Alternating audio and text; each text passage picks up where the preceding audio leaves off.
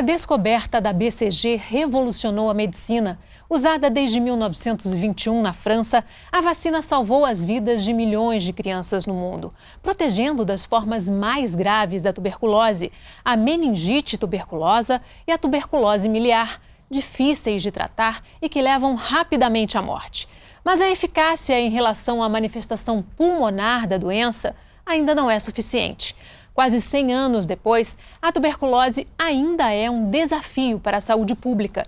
Estima-se que 1/3 da população mundial esteja infectada com a bactéria Mycobacterium tuberculosis, também conhecida como bacilo de Koch. Nesse cenário, o desenvolvimento de uma nova vacina é visto como uma estratégia importante de combate à doença. Esse é o tema em questão no programa de hoje. Nosso convidado é o médico Luiz Roberto Castelo Branco, doutor em imunologia e diretor científico da Fundação Ataulfo de Paiva, que produz a BCG no Brasil. Muito bem-vindo, obrigada pela participação. Muito obrigado pela oportunidade. Vamos falar um pouquinho então desse contexto histórico aí, dessa revolução que significou a criação da vacina BCG. Uma vacina antiga que ainda é eficiente, né?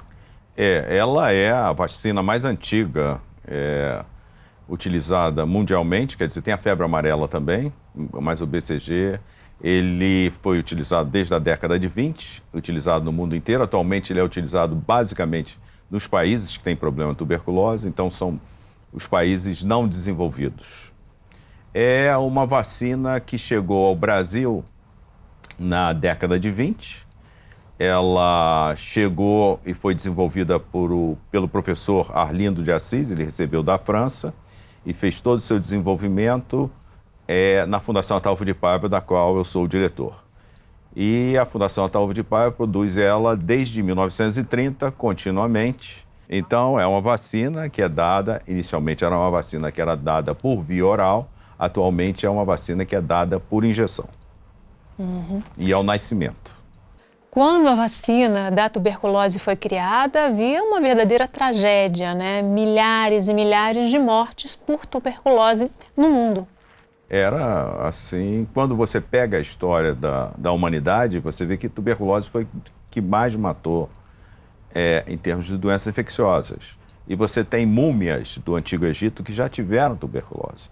Então, recuperaram indivíduos que tiveram tuberculose e morreram de tuberculose e viraram múmias no Egito. Tá? Então, isso aí você fala de 4.000 anos atrás. Então, desde então, tem sido uma doença que tem matado muitas pessoas e isso aí só reverteu a partir do momento do uso da BCG. Até o momento do uso da BCG, o número de mortes era muito elevado pela doença, principalmente em populações mais carentes. Isso porque aconteciam essas formas mais graves da doença, né? Naquela época não existia nem tratamento. Os tratamentos que são mais recentes, quer dizer, se a gente pensar desde da Idade Antiga até mais recente, os tratamentos mais recentes que começaram a ser feitos no século XVIII eram normalmente levar pessoas para locais como aqui, Correias, que tinha um centro de tratamento de tuberculose. Os sanatórios, né? Os sanatórios. Geralmente nas serras, né? Exatamente, e no mundo inteiro. Então, aqui próximo, nós tínhamos um sanatório que era dos mais importantes do Brasil. E, nesse caso, quem vinha para os sanatórios normalmente eram as pessoas mais ricas. As pessoas mais pobres não tinham acesso. No final do século XIX, começou a haver uma revolução em alguns países europeus, tá? Com a França fazendo a Liga Francesa contra a Tuberculose. O Brasil, ele, em 1899, começou a ter reuniões entre grupos de intelectuais, grupos de políticos, grupos da igreja, e eles se reuniam numa pensão na Glória, no Rio de Janeiro, e criaram a Liga Brasileira contra a Tuberculose. Tá? Essa Liga Brasileira é a predecessora da Fundação Ataulfo de Paiva, que faz a vacina BCG. Naquela época, foi até considerada, era a doença dos poetas, né? Tinha uma certa ligação com isso, porque tem muito a ver com o sistema imunológico, né? Exatamente. Então, aqueles indivíduos que tinham, vamos dizer, os notívagos, que ficavam na noite e bebiam, eles tinham diminuição do seu sistema imunológico e, consequentemente, eles eram mais sujeitos a pegar doenças em geral. E, na época, em ambientes fechados, eles tinham muito contato com a tuberculose e acabavam se contaminando e diversos morreram. Então, foi uma doença muito associada a esses indivíduos e relatada em diversos livros e que, infelizmente, ceifou vidas muito precocemente, pessoas muito importantes da história da humanidade. A gente faz a ligação da tuberculose logo com o pulmão, que é o órgão o primeiro atingido, o mais atingido, mas também há uma disseminação pelo corpo se não houver um combate ou se o sistema imunológico não conseguir isolar esse bacilo, né? A tuberculose ela dá em diversos organismos dentro do corpo humano. Na criança, como foi muito bem falado por você no início, ela, após o nascimento, ela dava muito a meningite por tuberculose, era um problema muito sério, uma grande causa de morte em crianças, e também a tuberculose miliar, que é uma tuberculose disseminada. Tá? No passado, nós vimos algumas outras formas, como a tuberculose na coluna, principalmente na coluna cervical, em que tinha algumas pessoas que tinham alterações na coluna e que ficavam corcundas, vamos dizer, e às vezes tinham um chamado mal de Pote, que era da tuberculose. Então, isso você tem, algumas pessoas tiveram no passado, mas você tem tuberculose renal, tem tuberculose em alguns órgãos, tuberculose intestinal, que são associadas à tuberculose. A tuberculose intestinal é mais associada ao Mycobacterium bovis, tá? Que seria não com o Mycobacterium tuberculose. Como é que acontece essa migração, né? O bacilo entra via respiratória. Então, ele vai entrar pela árvore respiratória, tá? Ele vai aos pulmões, ele vai entrar vamos dizer, para falar, ele entra na circulação e através disso ele vai para alguns locais. Na corrente sanguínea, ou pode ficar alojado no pulmão e já dá uma lesão local. Essa lesão nem sempre ela caracteriza uma doença, ela caracteriza uma infecção. Então, quando você disse que 1/3 da população mundial tem o bacilo, às vezes essa pessoa não sabe que tem o bacilo. Mas se você tirar um raio-x de tórax, se for ver, vai ter uma pequena lesão calcificada que é normalmente associada ao bacilo de Koch, ou ao Mycobacterium tuberculose. É o que se chama de infecção latente, né? Por que ela acontece em 1/3 da população? Ou seja, esse 1/3 da população consegue isolar o bacilo? Dizem, quer dizer, as estatísticas dizem que 90% da população mundial teve contato.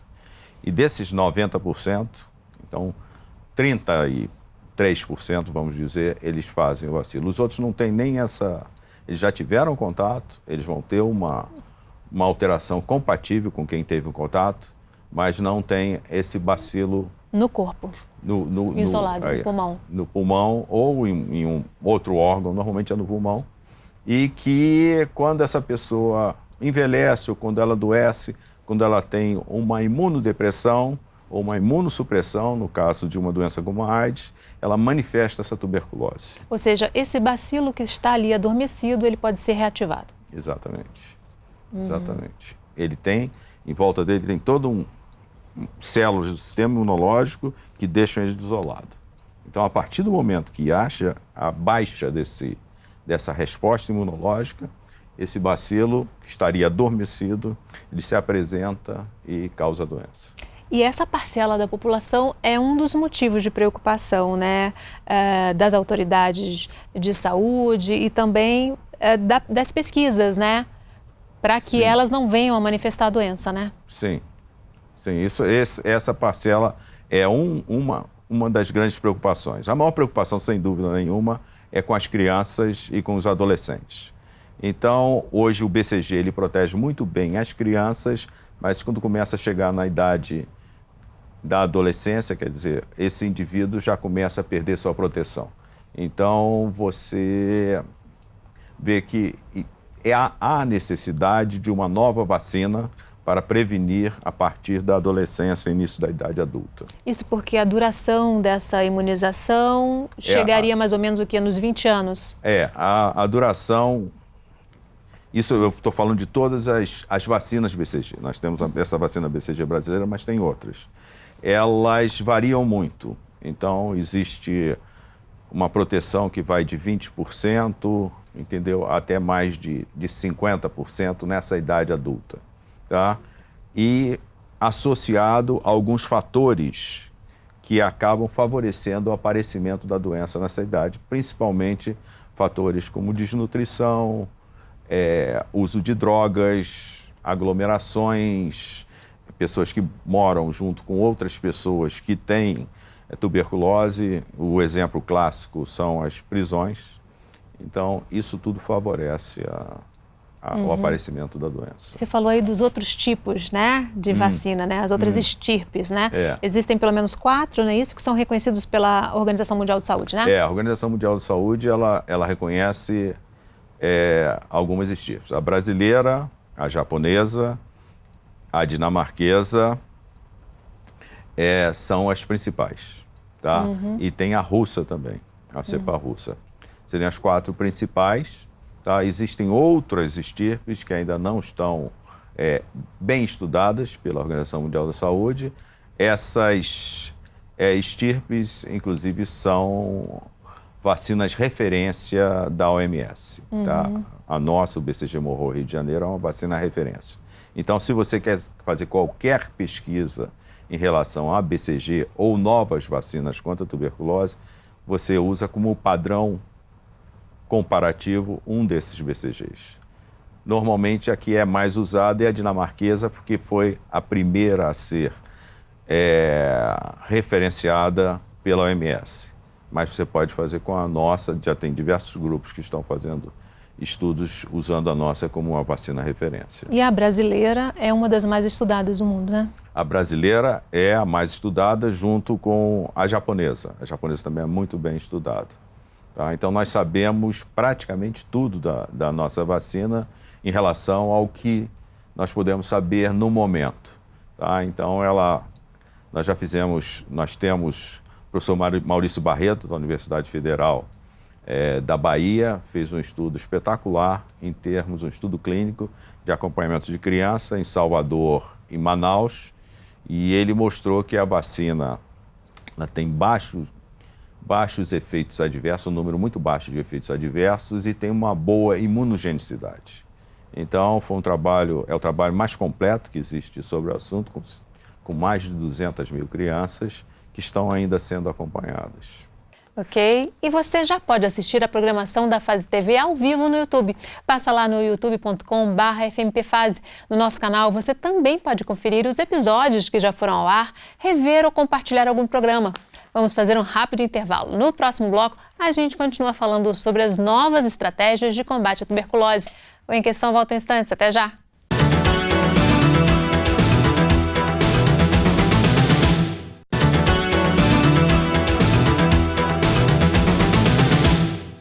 O Em Questão está de volta falando sobre as novas estratégias de combate à tuberculose. Nosso convidado é o médico Luiz Roberto Castelo Branco, doutor em imunologia e diretor científico da Fundação Ataulfo de Paiva, que produz a BCG no Brasil. Como é que estão os estudos em tuberculose, em parceria com a Fiocruz e com o INCT? Os estudos com a Fiocruz eles já têm mais de 2 décadas. E foram os estudos que propiciaram nós conhecemos bem melhor o nosso BCG, o BCG brasileiro. Então, nós fizemos estudos imunológicos, diversos estudos imunológicos que continuam até hoje. Nós estamos entendendo muito bem a resposta dessa vacina e cada vez mais nós fizemos também os estudos sobre o genoma, também o estudo proteoma, tudo em parceria com a Fiocruz. Esses estudos geraram resultados até para outras doenças, né? Como é o caso do câncer de bexiga, né?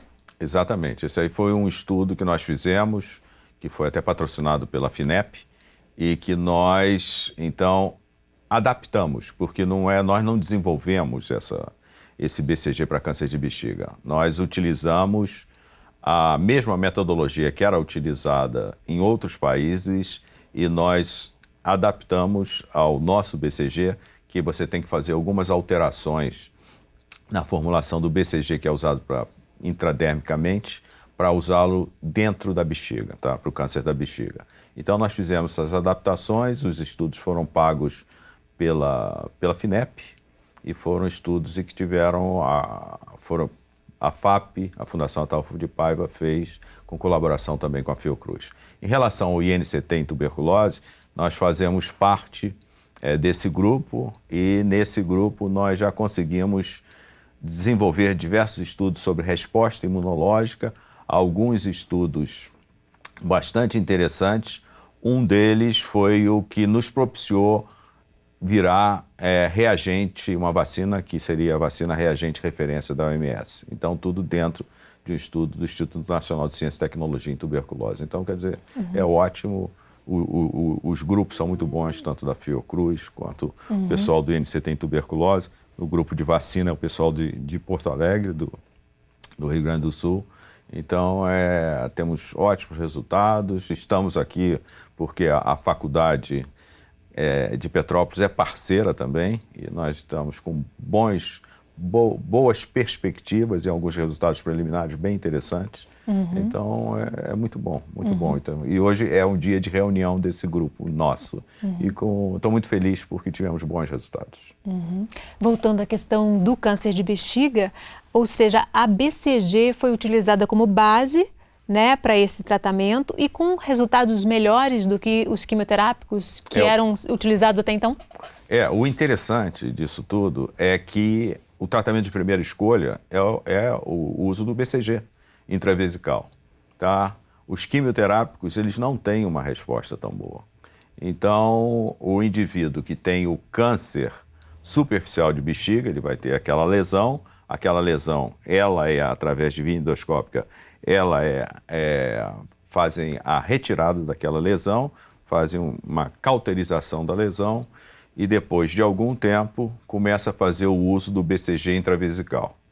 E o tratamento com BCG intravesical desse câncer superficial de bexiga, ele se aproxima de uma cura em torno de 80% a 90%. Tá? Então é algo muito interessante. E por isso é o tratamento de escolha. E os efeitos adversos são muito pequenos em relação à quimioterapia. Por que é considerada estratégica a criação de uma nova vacina contra a tuberculose para enfrentar essa doença? O BCG ele não é uma vacina ideal. Ele é uma vacina muito interessante para a criança. Então, o recém-nato ele recebe ele nos primeiros 30 dias de vida e protege contra essas formas que nós conversamos. Mais graves, né? As mais graves, mas quando no início da idade adulta, essa pessoa pode voltar a ter tuberculose. Então, o ideal seria ter uma vacina que fosse dada na adolescência ou pré-adolescência para proteger as pessoas na fase adulta. Por que eu falo isso? Porque o BCG, além de proteger contra essas doenças causadas pela tuberculose, ele também tem uma outra ação. Ele protege também contra a hanseníase. E isso é muito importante. E estudos mais recentes mostram que o BCG ele tem algumas ações com proteção. Isso, estudos em grandes populações sugerem que o BCG tem proteção contra alergias, tá? E também o BCG, ele age em termos, novos estudos estão mostrando, em termos de incidência de doenças como a diabetes, tá? Tanto é que existe um estudo agora nos Estados Unidos, um estudo clínico, já está avançado, que é o uso de BCG em pacientes já com diabetes, tá? Isso porque essa vacina ela consegue estimular realmente o sistema imunológico, né? Exatamente. Ela estimula o sistema imunológico, ela tem uma ação muito interessante, principalmente o BCG oral que foi usado no passado, ele foi muito utilizado por pediatras brasileiros para melhorar a saúde de crianças, quer dizer, quando no passado não tinham remédios que faziam a melhora da resposta imunológica, hoje já existem, eles utilizavam muito o BCG oral. E esse BCG também, ele protege contra a asma. E existem alguns estudos mostrando isso. Na Europa, tem casos de países que não precisavam mais da BCG porque não tinham casos de tuberculose, mas com a suspensão da vacina perceberam um aumento de asma e doenças alérgicas respiratórias, né? Exatamente. E alguns desses países fizeram a vacinação com BCG no sentido de reverter essa, vamos dizer, epidemia de alergia que estava aparecendo nas crianças, respiratória. Uma das estratégias que está sendo estudada é justamente unir a injeção, que é usada atualmente, com a vacina oral, que era usada lá no passado, né? Hoje, quer dizer, isso é algo que nós pesquisamos há muito tempo. Nós estamos pesquisando isso há mais de 20 anos, tentando fazer com que essa vacina oral ela seja a vacina de reforço do BCG. Tá? Então, você daria o BCG, esse injetável, ao nascimento e na idade, em torno dos 10 anos de idade, você dá a vacina oral para fazer uma proteção a longo prazo. Por que isso? Porque a vacina oral, nós sabemos que ela tem uma proteção do sistema mucoso, que é o sistema imunológico, entendeu? Que fica em... Dessa região, né? Narina, respiratória pulmão, superior e, quer dizer, vias aéreas superiores. Então, é o ideal, porque a vacina injetável, ela não faz essa proteção. Então, a ideia é essa, fazer ela como reforço. Então, você deixaria um BCG que faz uma excelente proteção contra a tuberculose ao nascimento, faz proteção contra a hanseníase. Ele, aparentemente, quer dizer, os estudos epidemiológicos mostram que tem uma diminuição de alergias nesses países. Então, ela é muito interessante e deveria ser mantida. E na idade, na pré-adolescência, fazer uma vacinação, então, oral. E é isso que nós estamos procurando. Tá? Já existem outros grupos no mundo fazendo a mesma coisa com resultados bem interessantes. Então, é uma possibilidade. Existem outras vacinas que estão sendo estudadas e vamos ver quem chega na frente nessa corrida. A injetável, ela funciona via sangue, né? É um outro modo de estímulo. Seria uma resposta imunológica sistêmica. Então, ela vai começar a agir a partir do momento que esse bacilo ele tenha contato com um local que tenha a presença de sangue, tá? Em compensação, a vacina oral, ela faz a ação dela a partir do momento em que o bacilo tem contato com a mucosa. Existem várias linhas de pesquisa, né? Algumas pesquisas utilizam a própria BCG como base para o desenvolvimento de uma nova vacina e outras não, né? Vamos falar um pouquinho sobre essas linhas? Sim. As pesquisas que usam, em vacinas em geral, você usa subunidades, tá? Que não são os agentes infecciosos. E no caso do BCG, seria uma vacina que foi criada por Calmette e Guerin na segunda década do século passado, a partir de uma bactéria que causava a tuberculose em bovinos. Tá? E ele atenuou. E hoje em dia o BCG é base para um tipo de vacina e a base para outro tipo de vacina, que tem vacinas já sendo testadas, seria o próprio Mycobacterium tuberculosis, tá? Que através de manobras moleculares você faz a retirada de alguns genes, tá? O apagamento desses genes, que são genes responsáveis por causar a doença e faz com que, então, essa pessoa tenha contato com um antígeno, que nós chamaríamos, ou uma bactéria que ela não causa nenhuma virulência, ela não vai causar doença. E a pessoa começa a fazer uma resposta imunológica contra isso. E se essa bactéria ela for suficiente para dar uma resposta eficiente, seria uma vacina ideal, porque ela é muito próxima ao agente infeccioso. Então, é uma vacina bem interessante, a vacina com Mycobacterium tuberculosis. Existem grupos fazendo estudos com os dois Existem grupos que já estão na fase 2 do estudo clínico, que são normalmente você faz os estudos para o desenvolvimento de uma vacina, eles começam com os estudos pré-clínicos, em que você faz estudos em células humanas, depois você faz estudos em animais, depois você passa para a fase clínica, que você tem fase clínica 1, 2 e 3. A fase clínica 1 você vai estudar basicamente a segurança, um número pequeno de pessoas, vai ver uma resposta imunológica, depois passa para uma fase 2, em que você estuda basicamente um grupo maior, já são... esse primeiro você faz com dezenas, depois você já faz com a centena, ou mais, tá? Normalmente em torno disso. É um estudo muito caro, que você tem que determinar diversos parâmetros. Você vai estudar também a segurança, vai estudar a resposta imunológica, mas a fase 3 é que você já estuda na fase de infecção. Essa é a fase principal, e essa fase 3, então, já usa milhares de voluntários. Tá? Aí, normalmente, então, é mais longo, demora um longo tempo. Então, para você colocar uma vacina no mercado é algo que demora muito tempo e é realmente extremamente caro. Justamente por essas fases de testes de segurança mesmo, né? Já há alguma janela e alguma previsão de que uma dessas vacinas que estão sendo desenvolvidas aí chegue ao mercado? Já se sabe mais ou menos dentro de quantos anos seria possível? Hoje nós estamos conversando aqui, eu trouxe dados de 2006, então, dados de 13 anos atrás, e tinham 2 vacinas que estavam em fase clínica, fase 2, tá? Então já estavam pré-mercado, você dizia naquela época, se tudo der certo, elas estarão no mercado em 10 anos. As 2, infelizmente, não chegaram ao mercado.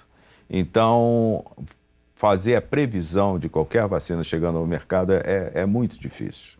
Tá? Eu que trabalho na área há muito tempo, é muito complicado, porque você tem que vencer diversas etapas e principalmente porque você tem uma outra vacina que funciona, o BCG. Então você tem que provar que aquela outra vacina é melhor que o BCG em todos os aspectos. E não é, como, por exemplo, uma vacina contra o ebola. Essa vacina não existia nada e foi uma vacina que foi feita e foi aplicada. Agora já estão fazendo uma segunda, outra vacina para substituir a primeira. Então, são vacinas que são emergenciais. No caso do BCG, no caso de prevenção da tuberculose, já existe essa vacina. Então, eu acho que ainda vai demorar algum tempo. Vai ter que ter uma vacina muito boa para substituir o BCG. E todas elas devem ser comparadas ao BCG para entrarem no mercado.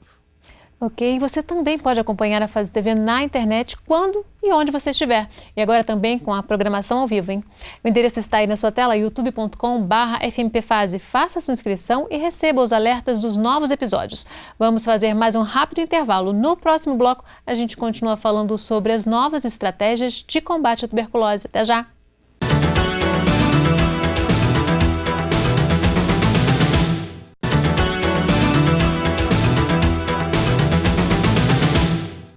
O Em Questão está de volta falando sobre as novas estratégias de combate à tuberculose. Nosso convidado é o médico Luiz Roberto Castelo Branco, doutor em imunologia e diretor científico da Fundação Ataulfo de Paiva, que produz a BCG no Brasil. Doutor, por que os imunodeprimidos, como os pacientes portadores de HIV, são um desafio para os pesquisadores que buscam desenvolver uma nova vacina contra a tuberculose e outras doenças? Contar uma pequena história. Então, os primeiros casos de AIDS aconteceram no início dos anos 80 e eu acompanhava pacientes com AIDS, fazia diagnóstico e vi diversos casos. E esses pacientes, inicialmente não existia nem o tratamento com o AZT, que foi o primeiro, e esses pacientes morriam de diversas causas, e uma das causas era a tuberculose. Hoje a tuberculose é a principal causa de morte de pacientes com HIV? Ainda é uma causa importante de morte desses pacientes. Isso varia muito de país para país. Agora, a partir do momento que começaram a ter AZT, DDI, DDC... Depois do coquetel? Nesse momento, começaram a aparecer os casos de morte por tuberculose. Eles cresceram muito. Então, o que houve? A OMS, isso é muito interessante, que a OMS ela começou a ver que os países não estavam vacinando as pessoas com o BCG. E quando ela fez um estudo relacionando países que vacinavam com países que não vacinavam e a morte de pacientes com tuberculose, elas viram que os pacientes que vinham de países vacinados, eles tinham menos tuberculose quando eles tinham a AIDS, já uma fase avançada, isso antes do coquetel, que o coquetel modificou tudo. Nessa época a pessoa tinha uma baixa imunológica grave, que tinha uma imunodepressão, chegava a imunossupressão. Então, começou a ter reuniões na OMS no sentido de reviver o BCG. E eu participei dessas reuniões e, com isso, eles pediram para que os BCGs fossem melhores conhecidos. E aí começou um estudo todo com BCG a partir dessa epidemia de HIV. Então, o HIV é sempre relacionado com a tuberculose. Hoje em dia, existem grande parte do mundo, grande parte das mortes são por tuberculose. Embora com o coquetel você consiga uma resposta imunológica praticamente normal, então o indivíduo que está fazendo o tratamento e acompanhando, ele raramente tem tuberculose. No caso, pacientes imunodeprimidos, como os com HIV, também em tratamento de câncer e outras doenças que mexem muito com o sistema imunológico, eles têm uma resposta totalmente diferente, né? Sim. A partir do momento que existe uma imunodepressão, esse indivíduo está mais suscetível a ter a tuberculose. Então, indivíduos idosos, você começa a ver que a tuberculose, ela aparece muito nesses indivíduos. Indivíduos após tratamentos de câncer, tratamentos que fazem hemodiálise, quer dizer, indivíduos que fazem hemodiálise, eles são mais suscetíveis. Mas, normalmente, se são acompanhados por seus médicos, esses médicos já fazem a prevenção e conseguem evitar que esses indivíduos tenham a tuberculose. Uhum. Aqui no Brasil, tempos atrás, chegou a ser dada uma segunda dose de BCG mais tarde, né? E depois foi abandonado. Por quê? A revacinação, ela foi utilizada até recentemente. O que aconteceu que foram os estudos no exterior mostraram que a revacinação ela não melhorava a resposta imunológica desses indivíduos à doença. Então, o número de indivíduos que, estatisticamente, que tomavam apenas uma dose ou tomavam 2 doses, eles tinham exatamente a mesma resposta. Mesma resposta e a mesma incidência da doença em idades mais avançadas. Tá? Então, com isso, foi retirado inicialmente a OMS. Ela solicitou e, posteriormente, o Programa Nacional de Imunizações, ele acatou isso com estudos que foram feitos por colegas epidemiologistas brasileiros. A vacina BCG, ela é profilática, como vocês falam, né? Ela é preventiva, né? Pessoas que já tiveram contato, no caso, quem tem uma infecção latente, poderiam ser beneficiadas também com vacinas preventivas ou teriam que ser outros tipos de tratamento que a gente também chama de vacina erradamente, né? O que acontece é o seguinte, o BCG ele deve ser dado nos primeiros 30 dias de vida e para uma pessoa que não teve contato com o Mycobacterium tuberculosis. Então, quem já teve contato, normalmente não deve ser vacinado. Existem casos extremos que são contactantes de pessoas que têm hanseníase. Essas pessoas são vacinadas com BCG, tá? Mas são casos exclusivos, tá? Não é disseminado. Então, por isso que a gente precisa de uma nova vacina, essa vacina para esses indivíduos. O BCG ele não vai agir dessa forma, o BCG intradérmico. Agora, o BCG oral ele poderia melhorar essa resposta imunológica. É isso que a gente viu. Nós temos alguns resultados preliminares, mas ainda falta muita coisa para chegar lá. Isso porque, como vocês calculam, 90% da população mundial já teve contato com essa bactéria, né? Com o bacilo de Koch, né? Então, já tendo contato, precisaria de uma outra forma de combate. Exatamente. Porque você, às vezes, você tem uma resposta imunológica local muito exacerbada, podendo dar uma lesão que não é uma lesão nada agradável e não modificar absolutamente a resposta imunológica. Então a pessoa pode ficar com uma lesão feia e a resposta imunológica ficar exatamente igual ao que era antes. Então esses indivíduos não devem ser vacinados. Para encerrar, vamos falar um pouquinho sobre a segurança das vacinas, nesse momento em que há, via redes sociais, esse movimento anti-vacinação? Claro, isso aí é extremamente fácil de falar. A gente pega o século XIX, você pega a idade média das pessoas no século XIX, você vê que as pessoas viviam em torno de 40 anos, tá? Você pega essas mesmas, os descendentes dessas pessoas, já no início, na primeira metade do século XX, você vê que essas pessoas já passaram a viver 50 anos. E você vê que hoje em dia as pessoas chegam entre 70 e 80 anos. E um dos grandes fatores foi a vacinação, que a vacinação começou naquela época. O outro fator foi o uso de antibióticos.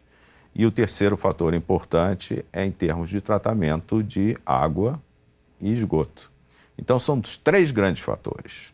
Tá? Então hoje nós vemos essa epidemia de sarampo que tem no Brasil, nós vemos o desastre que é isso.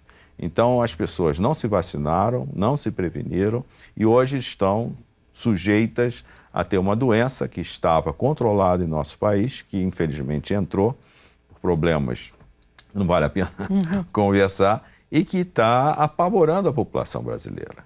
Então quando você vê, entendeu, os benefícios e os malefícios, o grande malefício, quem fez foi um indivíduo, um médico de família britânico, que eu morava, por acaso, na Inglaterra na época, eu trabalhava lá e esse indivíduo publicou um paper, né, que a gente chama, e nesse paper ele associava a vacinação com o autismo. Esse indivíduo, ele inventou essa história, tanto é que ele perdeu o Conselho Regional de Medicina, o Conselho Federal de Medicina britânico, cassou.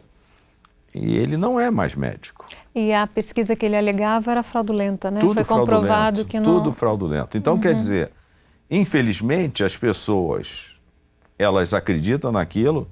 Nós hoje temos uma mídia social muito importante. Eu recebo, diversas pessoas me perguntam a mesma coisa, com, infelizmente, pessoas que ficam passando dados que não são verdadeiros. E é aquilo, você quer se vacinar, é uma opção sua, mas você não vacinar teus filhos é um absurdo. Ok, infelizmente nosso tempo terminou. Agradeço muitíssimo sua participação, Castelo Branco. Prazer é todo meu. Obrigado pela oportunidade. E a gente tem um encontro marcado no próximo Em Questão. Espero você. Até lá.